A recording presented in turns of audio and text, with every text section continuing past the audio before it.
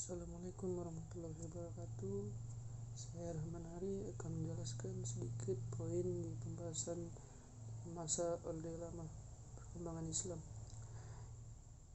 PPKI merupakan perwakilan daerah seluruh kepulauan Indonesia. Dalam sidang PPKI, Muhammad Hatta berhasil meyakinkan bahwa 7 kata dalam anak kalimat yang tercantum dalam sila pertama menjadi ketuhanan yang Maha Esa dengan kewajiban menjalankan syariat Islam sebagai pemeluk-pemeluknya, dengan segala konsekuensinya, dihapuskan dari konstitusi. Namun hal ini yang sedikit melegakan hati para nasionalis Islam adalah keputusan tentang setidaknya Kementerian Agama yang akan menangani masalah keagamaan.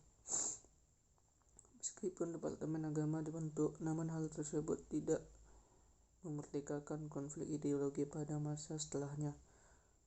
Setelah dikeluarkannya maklumat tentang diperkenankannya mendirikan partai politik, 3 kekuatan yang sebelumnya bertikai muncul sebagai, yaitu Majelis Syuro Umat Islam, Majelis Syuro Muslimin Indonesia. Masyumi 7 November 1945 lahir sebagai wadah aspirasi umat Islam.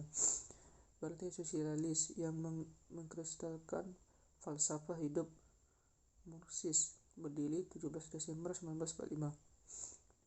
Dan Partai Nasional Indonesia yang mewadahi cara hidup nasionalis sekuler muncul pada 29 Januari 1946.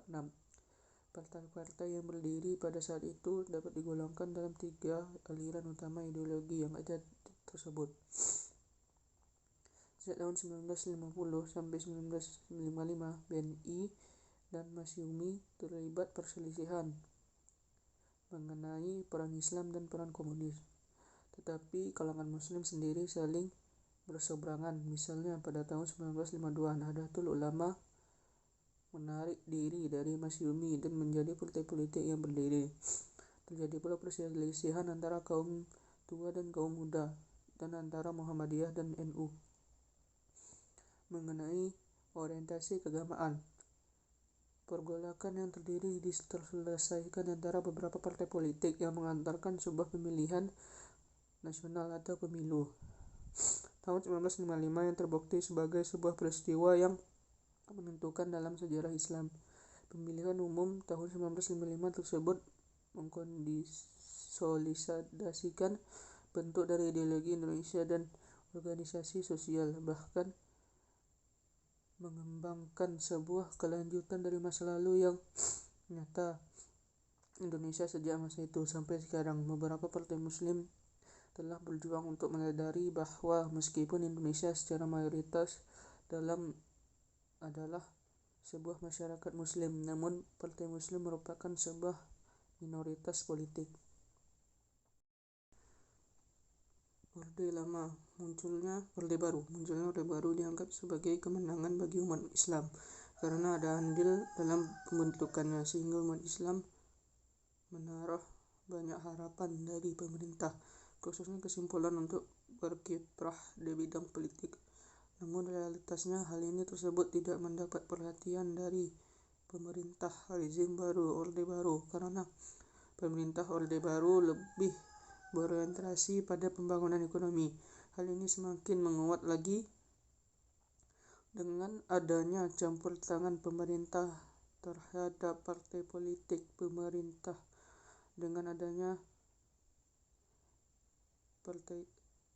pemerintah menghendaki partai politik diciutkan menjadi 2, ditambah Partai Golkar, Partai Islam disatukan ke dalam Partai Persatuan Pembangunan (PPP) Januari 1973, dan partai-partai nasional serta partai Kristen dan Katolik digabungkan menjadi Partai Demokrasi Indonesia atau PDI 10 Januari 1973. Awal 1970-an periode penting bagi perkembangan Islam di Indonesia. Menjelang diadakannya pemilihan umum pertama pada masa Orde Baru, Nurcholish Madjid sebagai intelektual menggagas perlunya pembaraan pemikiran dalam Islam. Gagasan Cak Nur tersebut menunjukkan secara jelas penolakan terhadap pandangan yang menjadikan Islam sebagai landasan ideologi politik dengan jargon Islamiyas Partai Islam No. Selain beliau, masih ada beberapa pembaharu seperti Harun Nasution dan Abdul Rahman Wahid juga berperan dalam gagasan tersebut. Di samping perkembangan pemikiran keislaman oleh cendekiawan muslim di lingkungan Islam seperti di IAIN, Persatuan Organisasi Islam, corak pemikiran IAIN mulai pertengahan 1980-an sampai dengan pertengahan 1990-an menjadi salah satu kiblat perkembangan pemikiran Islam di Indonesia.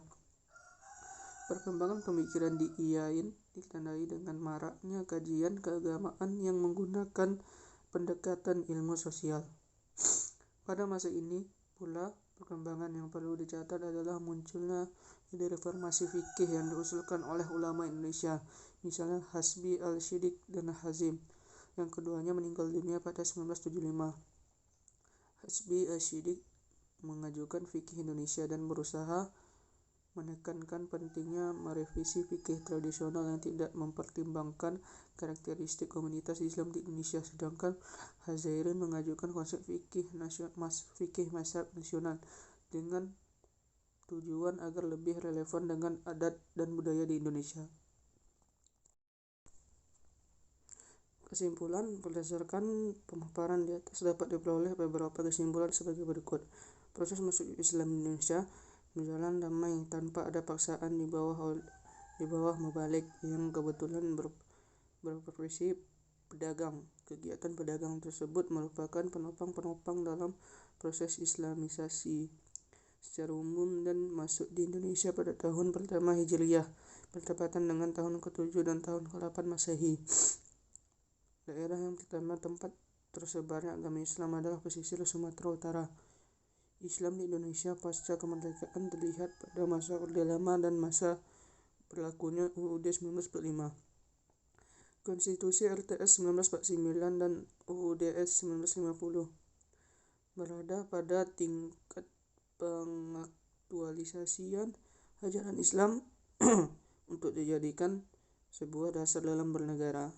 Sedangkan masa Orde Baru, perkembangan Islam salah satunya dilakukan dengan pembaruan pemikiran ajaran Islam. Pada masa reformasi perkembangan diwarnai dengan semakin maraknya isu penerapan syariat Islam. Sekian, terima kasih dari saya Rahman Ari. Wassalamualaikum warahmatullahi wabarakatuh.